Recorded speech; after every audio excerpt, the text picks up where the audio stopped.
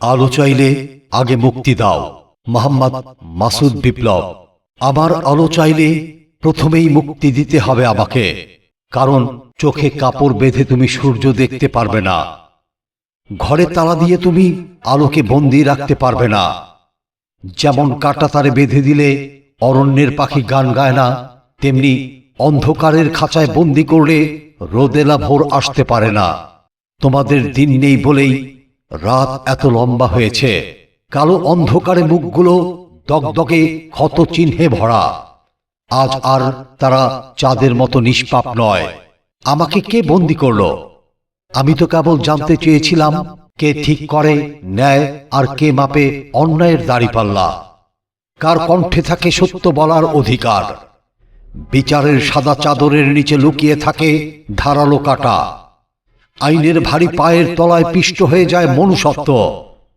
আমার কণ্ঠ রোধ করেছ তুমি, তবু যদি আমি আলো চাই, সে আলো হবে আগুন, পুড়িয়ে দেবে তোমাদের সাদা সংবিধান, যেখানে শব্দগুলো সোনালি হলেও ভেতরে লুকিয়ে থাকে কালো শাসনের বিষ।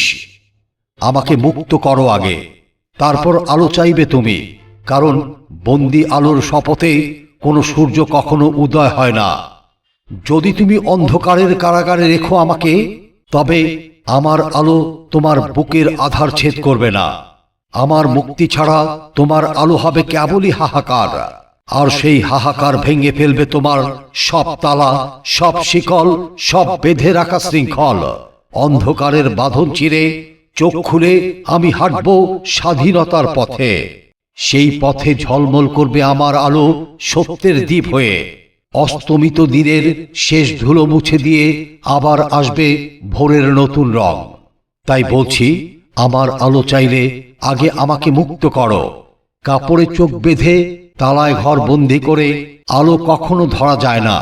বন্দি আলোর শপথে সূর্য ওঠে না। মুক্তির পথেই জ্বলে সত্যের দ্বীপ।